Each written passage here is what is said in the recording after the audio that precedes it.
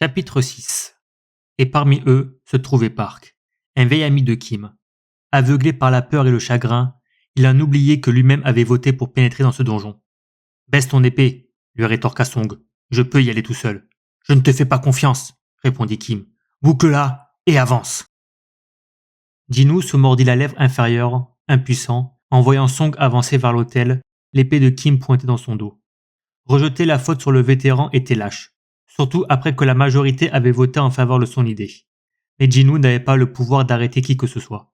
Kim était l'un des plus puissants chasseurs de Randé, et Jin-woo le plus faible des rangs eux. Leur différence de puissance était plus que flagrante. Et pour ne rien arranger, il n'avait plus qu'une seule jambe. Tenir tête à Kim pourrait se retourner contre lui ou contre Jouet, qui s'appliquait à soigner ses blessures. Devant eux, Song était monté sur l'autel. « Merde !» marmonna Jin-woo en serrant fermement les paupières. Une flamme rouge jaillit au bord de l'autel, mettant tout le monde sur le qui-vive.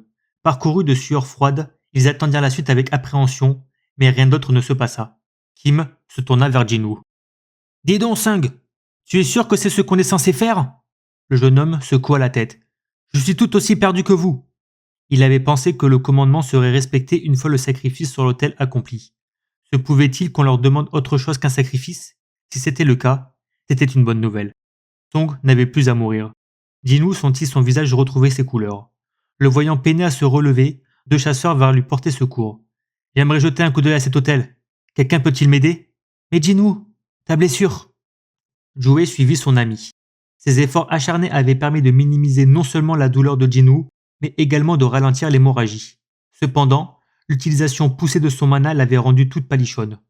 Réalisant l'état de la jeune femme, celui de Song, mais également la colère de Kim et la peur des autres chasseurs, Jin-woo se rendit compte qu'il n'avait pas une minute à perdre.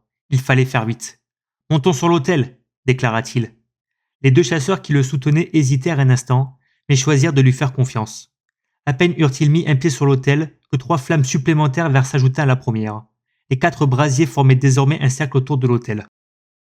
Le nombre de flammes est égal au nombre de personnes sur l'autel. Le mécanisme devait s'enclencher une fois que les individus présents se plaçaient à l'endroit propice.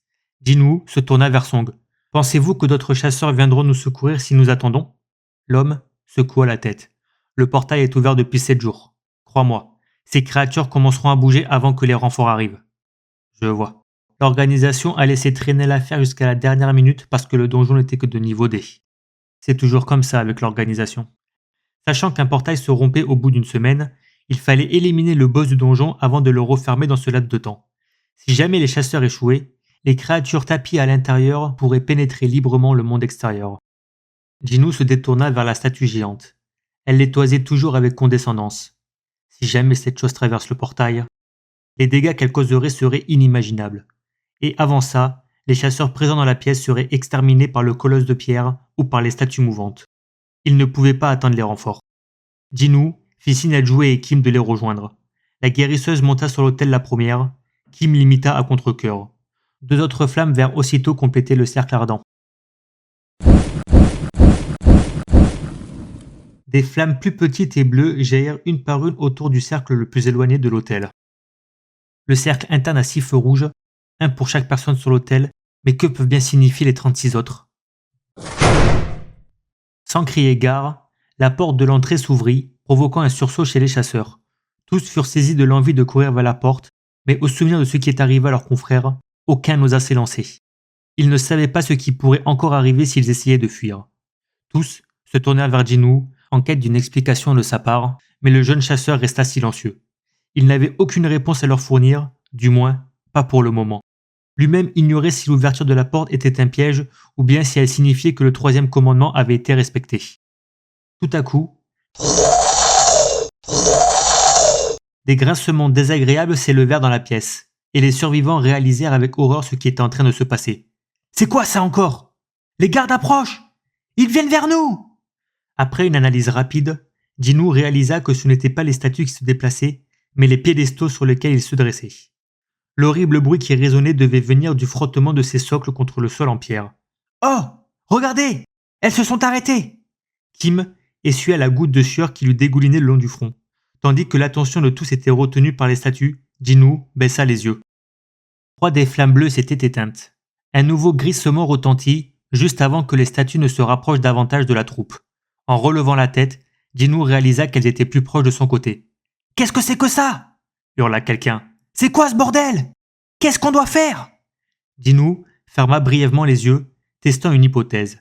Dès que le crissement se fit entendre, il les rouvrit. « Ne détournez pas les yeux des statues !» s'écria-t-il. « Ces saloperies approchent quand on ne les regarde pas !»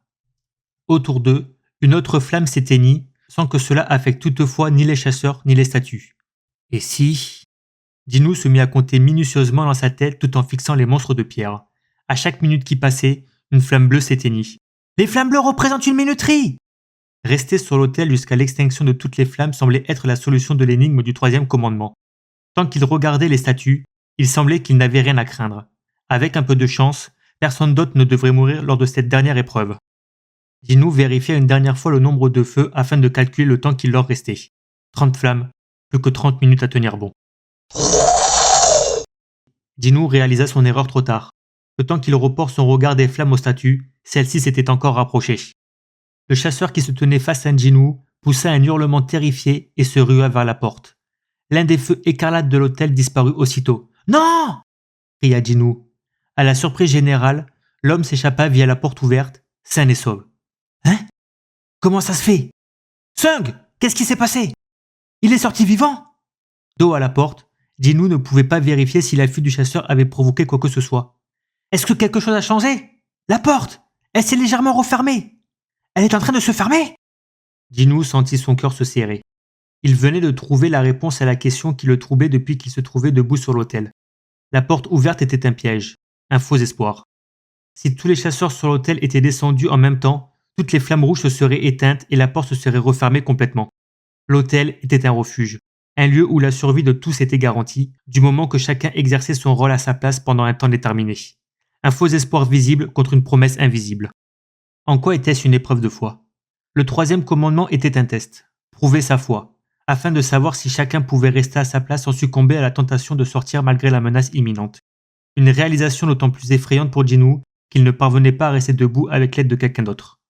Le jeune homme réalisait bien que les chasseurs n'avaient pas bougé à cause de lui. En temps normal, ils auraient certainement quitté la pièce dès l'ouverture de la porte. Mais il lui faisait confiance et cela avait permis d'éviter la catastrophe de la fermeture totale de l'entrée. Sauf que l'un d'entre eux venait tout juste de se faire la malle et il s'en était sorti sain et sauf. Sans surprise, le chasseur qui aidait Jinwoo à tenir debout le lâcha violemment pour se précipiter vers la porte. Song tendit le bras pour tenter précipitamment de le retenir, mais en vain. Une autre flamme rouge s'éteignit et la porte se reforma davantage.